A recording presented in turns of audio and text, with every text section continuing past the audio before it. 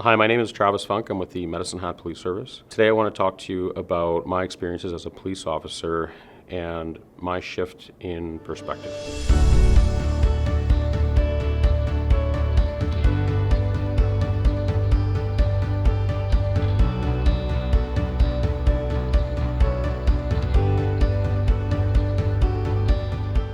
I want to thank the Brandon Niwa Legacy Fund for making this Beej Project possible and allowing me to be a part of it. And I really hope somebody can take something away from my video as well.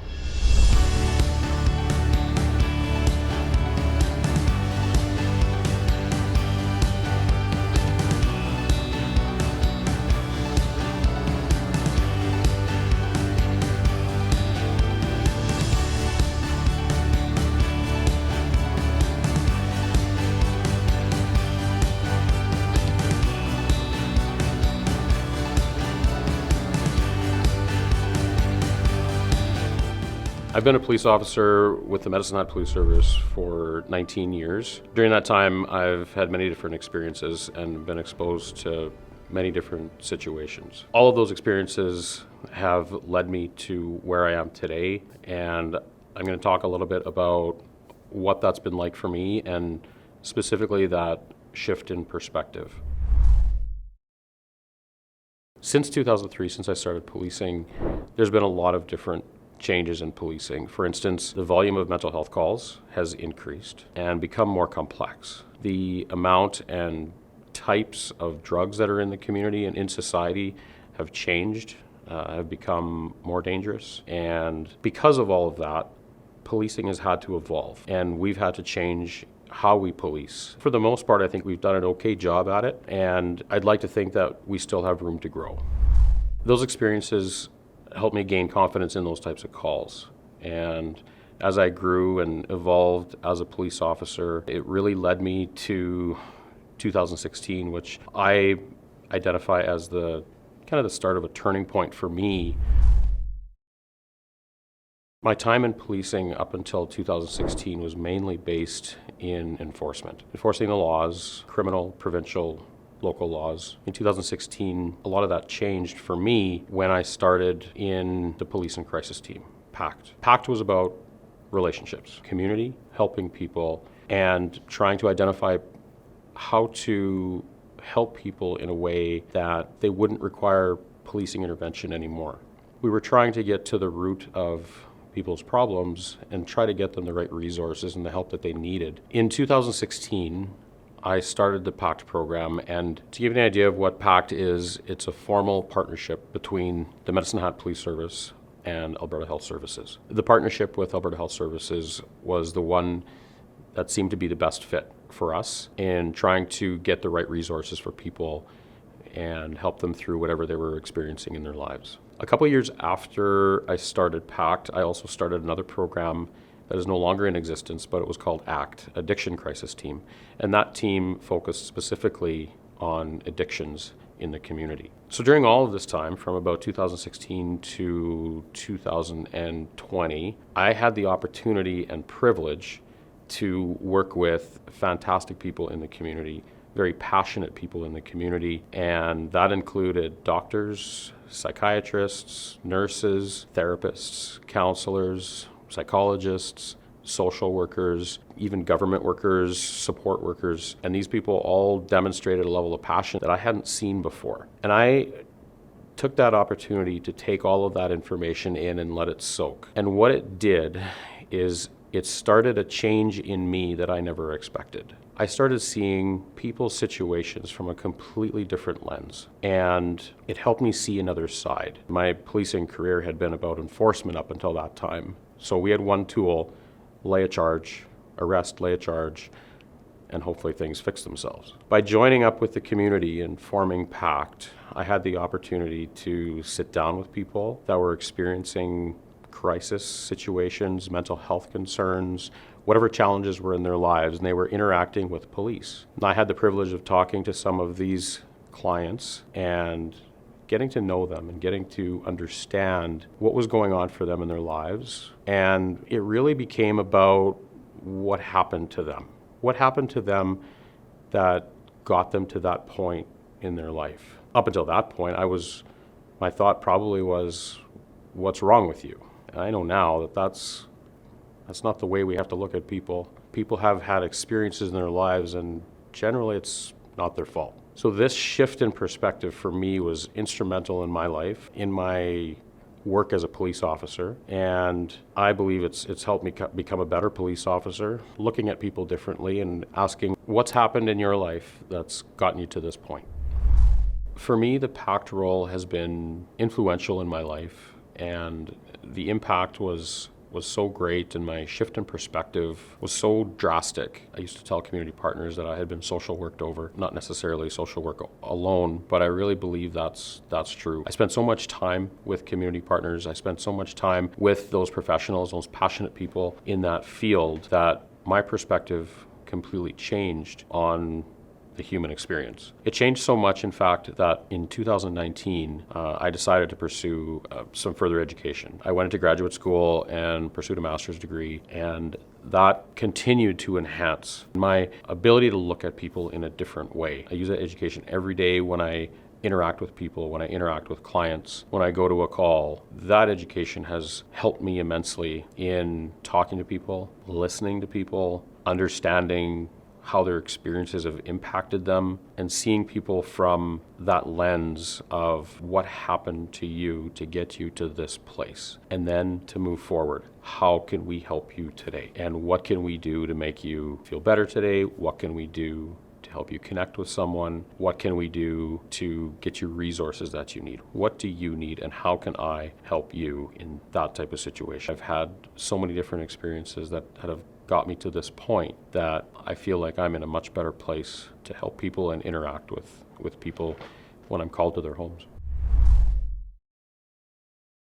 My experience in the mental health world and my experience through my education has allowed me to really reflect on myself and understand what kind of biases I have. I think what people need to understand is that we have biases, and generally speaking, they're not our fault. They were because of our experiences growing up, things that happened to us, and for whatever reason, they're buried within us, and maybe we're not aware of them. And I think it's important to become aware of them and to be able to understand how they influence us and how they influence our view, how they influence some of our decisions, how they influence some of our behaviors. I know for myself that once I started realizing what some of my biases were, it changed how I looked at people, and it even changed how I looked at myself, and allowing myself that grace. It's okay. There have been certain things that have happened to me, and this is why I feel this way, and this is why I behave this way. It's not my fault. An example that I can think of that often comes to mind for me is interacting with someone who's addicted to meth or fentanyl or some other substance. They didn't wake up that morning looking forward to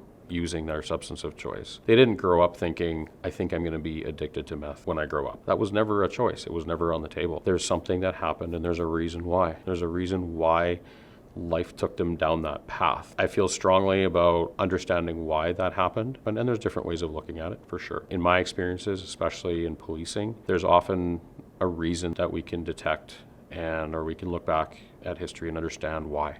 It really is about what happened to people and why they are the way they are.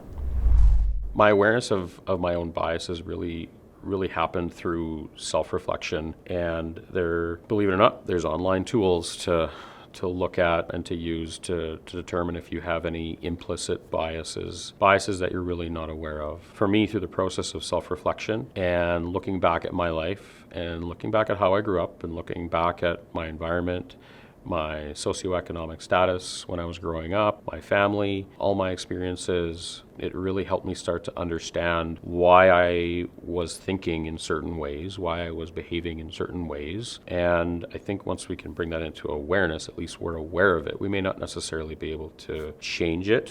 Hopefully over time it does change, and we can start recognizing when it's happening to us, when we're making judgments about people, when we're making judgments about situations. And I do my best to try to be as non-judgmental as possible so that I can allow an open flow of information. It's all about understanding, trying to understand where people are coming from and why they're experiencing what they're experiencing on that particular day. After my shift in perspective, being in a group of police officers, talking joking, laughing, whatever we were doing. It was very interesting to see the reactions of other police officers, cracking jokes or dealing with difficult situations in a typical police officer way, which is generally dark humor. I would get glances. Police officers would look at me and wonder if it was okay what they were saying. I would make some comments. We don't use that word anymore. And then when they would use that word, I would notice that they would look at me or they would say, "Oh, we can't say that anymore, can we?" No, we can't.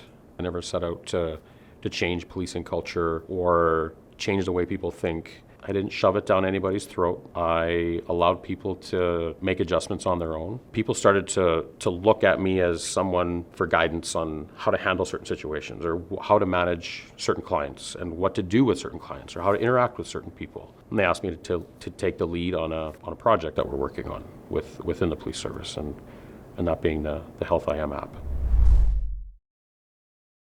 Back in 2016, the Medicine Hat Police Service started to explore an app called Health IM. We started to look at whether it was going to be an option for us to implement here within the police service. And I'm happy to say that today, this year in 2022, is when the Health IM app will finally come to fruition for us, large part in thanks to the Beej Project and allowing us to implement the Health IM app. The Health IM app is designed for law enforcement, and what it allows police officers to do is when they're interacting with a client out in the community, they're able to go through a brief mental health screener within the Health IM app. The brief mental health screener is an evidence-based tool that is designed for law enforcement to use. They can ask questions and go through a screening tool that will allow them to communicate information to our health partners. And generally those health partners will be at the hospital. The screener provides information that both sides can understand, so it will standardize some of the language. It'll help police officers be able to articulate what they're experiencing and what they're observing with the client in the community. That information will get transferred over to the health side automatically, and it'll produce a report. They'll be able to see everything that the police officers wanted to document and what they observed. The objective of it is to get better overall care for those experiencing a mental health crisis in the community.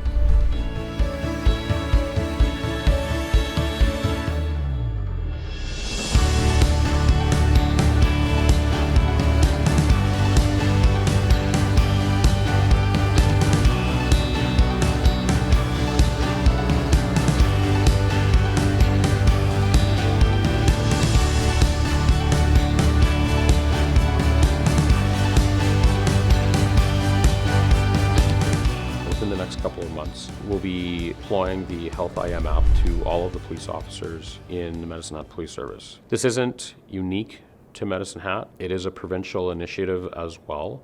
So all of the police services in the province will at some point be deploying the Health IM app. What's helpful about that is that if we have someone that is brand new to town and they came from, say, Lethbridge, and Lethbridge has interacted with that person in a mental health capacity, they've used the Health IM app, that information will be accessible to us so that we can better interact with that client if they come to Medicine Hat. There are benefits to it being a provincial initiative in that the database is provincial. There are other provinces that have already started using this app. There are services in Ontario. Manitoba is also using it. Saskatchewan is going to be as well, and in BC.